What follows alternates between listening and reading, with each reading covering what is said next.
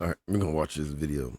Racism, racism in the anime community makes no sense by Q just yapping. Let's check it out. Cut it down just a teeny bit. When you get isekai'd into this world, you don't have a choice as to what class you are. Some of us pop in as a mage, some of us pop up as a brawler. Me, I ended up as black. As you all probably know by now, this class is a pretty controversial one. Some might even say that it has the highest difficulty level out of all the classes. But despite all of these things, I love being black. I also love anime, and nothing will ever change that, but for some reason it feels like there's a lot of people that don't want any individuals of my skin color to be a part of anime culture. Which absolutely makes no sense because, like,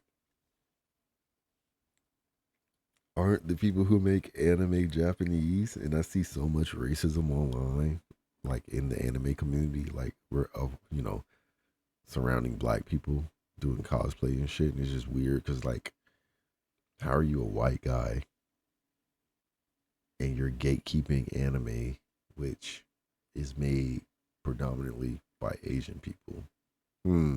Like, where's the correlation? I feel like more than ever in the 21st century, there's a racist epidemic spreading like wildfire amongst people who don't even really care and just want to make edgy jokes. And it's affecting all corners of the internet. Now, you guys see my channel, all right? I'm not a super political guy. I make irreverent comedy videos about Japanese media. But with all the racially charged events that have been happening lately with ICE and the president of this country, and with all the politics going on in the nerd community itself, I thought this would be the best time to make a video about racism in the anime community and how it makes absolutely no sense. Yeah, but that's the thing. Racism didn't go away anywhere. It just kind of like, it wasn't as visible as it is now because you have so many devices that can record shit. So like in the 90s, a lot of cell phones didn't have cameras. Early 2000s, a lot of cell phones didn't have good cameras. Now every cell phone has a good camera. So anytime something happens out and about, a person walking by can just go like that and then put it on social media. And same thing with anime. I'm pretty sure there was racism in the early 2000s in the anime cosplay community, but now it's just more well documented. We have got to the point where literally anybody can build a fully working app without knowing how to code.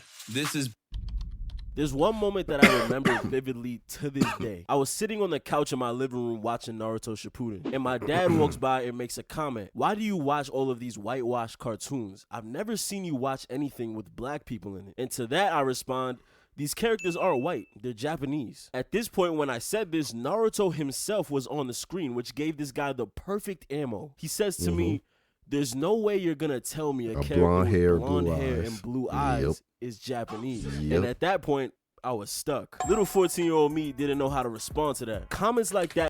And that's the key part. I've had this conversation so many times.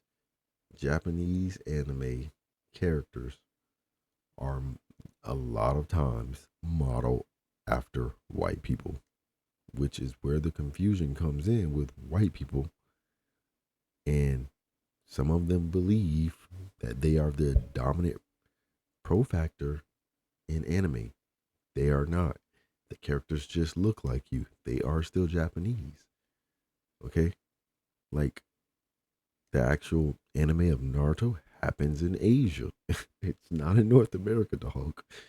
They just don't look exactly Asian.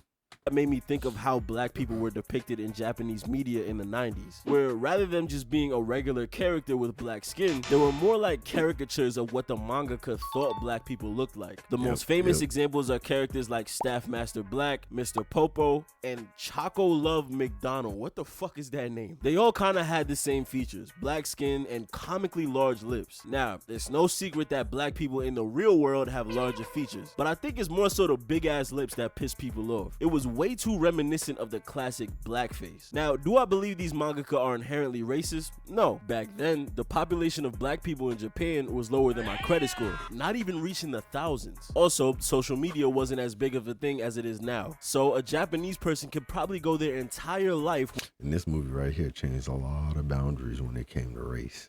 Dude, there's so many edgelord jokes and like so much racial baiting that happens in Rush Hour. But the way it was was done was like tasteful. It was funny. It was like, I'm a black guy for the first time hanging out with an Asian guy. Oh, I'm an Asian guy for the first time hanging out with a fucking black guy. So, but it worked because like, I don't hate you because you Asian. I don't hate you because you black. I don't understand you because you Asian, and I don't understand you because you black. But hey, this is some shit that I like because I'm black. Hey, this is some shit I like because I'm Asian. You know what? Best fucking friends. And that's what made Rush Hour such a fucking hit, like a masterpiece, man. Without seeing a black person. So I want to give them the benefit of the doubt and say that it wasn't necessarily racism, but more so just misinformation, depicting black people how white people would depict us in their media. Another reason is that a lot of anime characters are incredibly white passing, which makes it a lot easier for... Didn't I just say that? And the main thing about anime is most of the male characters are white passing. A lot of the female characters are like Asian based. But the male characters, I just said this. I know what I be talking about, man. For lighter skinned people to see themselves in these characters. Not to mention that some of these stories don't always take place in Japan. While yes, most of these are fictional settings, some of these stories do mimic places like London or even older civilizations like Rome, which are of course predominantly white. This made it really easy for new fans to exclude black people from the equation. I think another reason for this racism has to deal with how children were ostracized for liking anime at such a young age. From my experience, I wasn't able to find too many other black children that were interested in anime the way I was. We already went over a video about this, about feeling lonely and ostracized because you're a black watching anime. So I'm not going to touch too much on that topic, but yeah, he's 100% correct. And most of the color kids that saw I was interested in that stuff would say things like, oh, you like that weird white people stuff, which... Yep.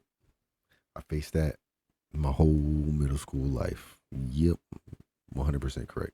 Caused a schism between many black children and their culture. But nowadays, it's a lot different. There are so many black and brown people coming out and expressing their love for all things anime and manga. And crazy impressive strides are being made in the community, like DreamCon, an anime convention for black people by black people. But more importantly, the people who actually make anime. And DreamCon is like far surpassing other established anime conventions. I just want to put that out there. DreamCon is far surpassing other anime conventions, and it's relatively new.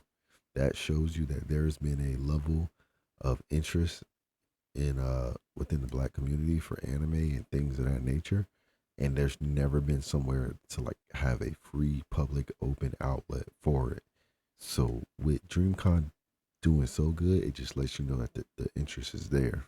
And manga have become more inclusive and have since added way more black representation. And that leads into my next point. Messages about equality and accepting people no matter the size, shape, or color are plastered throughout the most popular anime and manga. But they don't do it. That's the thing. All these anime is like, I'm gonna work hard, I'm gonna get to where I gotta get. Don't judge me because of how I look. But you know what I'm saying? Like, but then they don't do it. You know what I mean?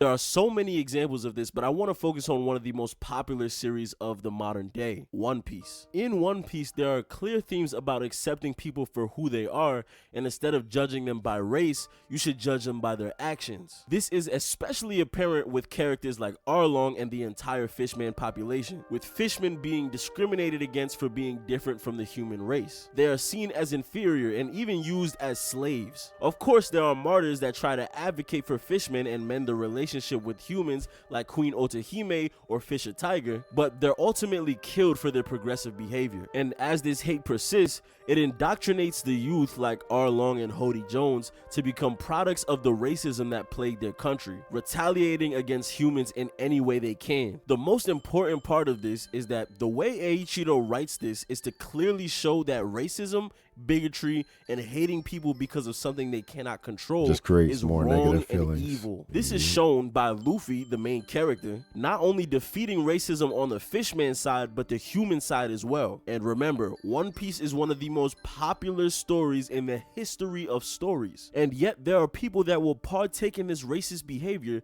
and still be fans of One Piece. If Luffy existed in real life, y'all would get the Charlos treatment. Not to mention that these themes are also plastered in almost every other anime story, like Attack on Titan, Naruto, Jujutsu Kaisen Modulo, Full Metal Alchemist, Beastars, Code Geass, Cabaneri of the Iron Fortress, That Time I Got Reincarnated as a Slime, Maggie, Black Clover, Mobile Suit Gundam.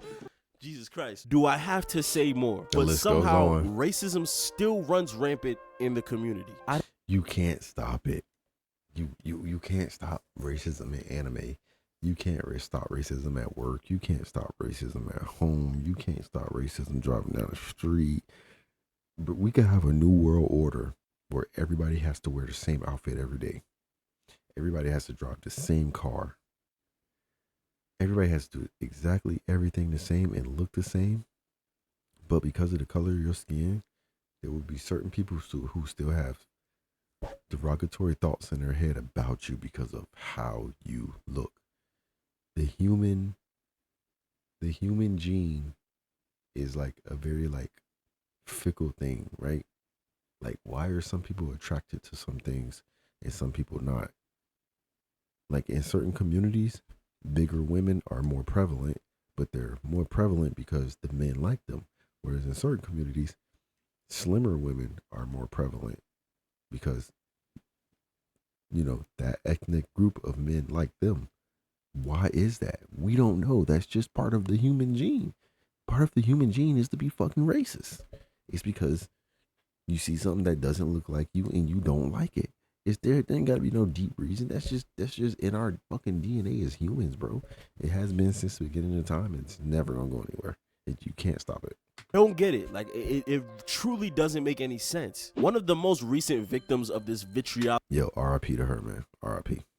behavior is Ashley Gail Paxton. Ashley was a 19-year-old black UCLA student that found joy in cosplaying her favorite anime and video game characters. She amassed a pretty big following under the handle Squid Kid 1111 for her pretty accurate cosplays. However, she would receive a bunch of racist, bigoted, and overall nasty comments because of the color of her skin. Comments like "Migga," "Blacku," and "Shark nigga." I know most people wouldn't show the comments, but I think it's important to see because it stresses my point that these people are being edgy and racist because they want to be funny without any regard for the person behind these comment sections. She would end up taking her own life. It's truly a tragic story for Yeah, man. Like, in a way, it was crazy because, like, you know, I don't believe in like falling into that type of peer pressure and like ever like trying to do any self-harm on yourself because of what people say online. But like, with how popular she was, when I went and looked through like the comments of some of her old posts, like, it was a lot. It wasn't like a little bit of people being racist. It was like a lot. But then it garners the question of like, is it racism or is it low-key love? Because at the same time, like, y'all still found your way to her post. How are you finding your way to her post if you hate her, if you don't like her skin because she's black? You gotta be still following her, right? You know what I'm saying? Like, I mean, what's going on? Because you still made it to the comment section. You still, you know, so they calling you the N-word in the comments, but they probably bookmarking the post. Just saying.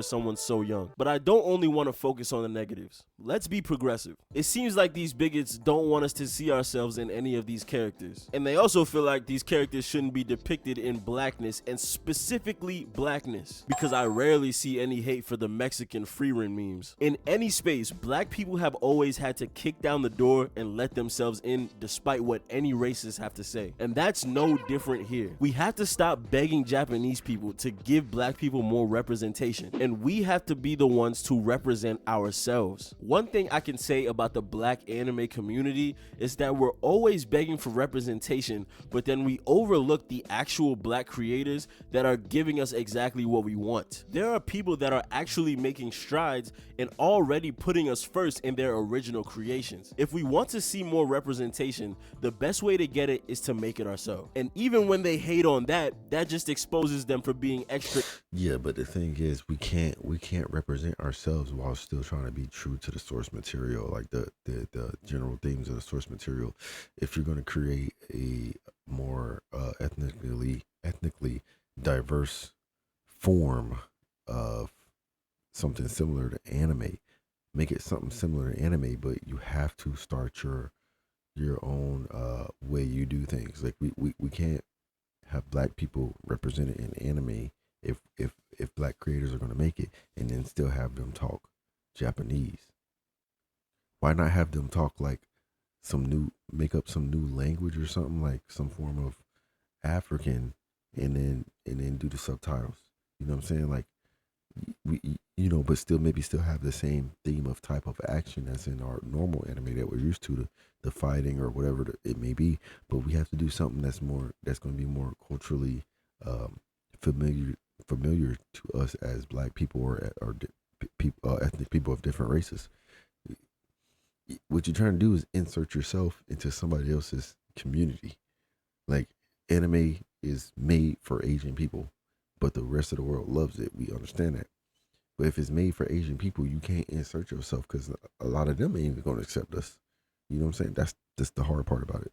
Evil and racist. Fuck them niggas, we ball. Go support professional stories like Half is More by Yoko Fujimi, who is actually a mixed race black and Japanese mangaka. Go support stories like Clock Striker and Apple Black, both written by black authors. Frederick L. Jones and White Manga. Very ironic name choice, but I promise he's black. There's even smaller creators that create amazing colored manga. Ruthless Render by Didi Mark, Golden Mist by Red F Manga, and even me with Crystal Wars, link in the description. At the end of the day, we have to be the change that we want to see. Because no matter how much it doesn't make sense for people to be racist in this community, that's always gonna persist against black people. With everything that's going on, us black nerds have to band together. I mean, yeah, I agree, but the hardest part about it is, like, the reason why a lot of black creators and black anime and black manga it will, but doesn't go far, is because of the funding behind it. They don't have enough funding to create anime and manga on the same level as shit that's already established. So when people come across them, if they see cover art that's like does not look good as other art, the first thing they do, I'm just gonna go watch what I usually watch. You know what I'm saying? You got people like me who I'm open minded. I might sit down and watch your first episode just to check you out. I'm not gonna judge you on like the cover art. I'm gonna just give the show a chance. But some people won't do that, and it's not based on it being a black anime. It's based on it being this. Hey, this shit fucking sucks. Like, the animation sucks. The cover art sucks. It's not attractive. So you need the funding, no matter what race you are, no matter what ethnicity you coming from. You need the funding. You have to attract people and draw people into your product, and also you have to do it where it's representing you. You know what I'm saying? So I mean, yeah. But that's the video. Just some of my thoughts about it. I agree with a lot of what he's saying. I mean, it is really hard. I've seen it. I grew up with it, watching anime and being into other shit, being a black sheep. You get made fun of a lot and you're not represented. RIP the old girl too. That was sad, but she got bullied so fucking much just for being black and liking cosplay. But hey, that's the world we live in, man. You know what I'm saying? I'm just not finna let another race of people bully me out of something that's not even made for them either. So yeah, but yep, that's it. But yeah, we'll see y'all later. Start getting ready for work. Peace.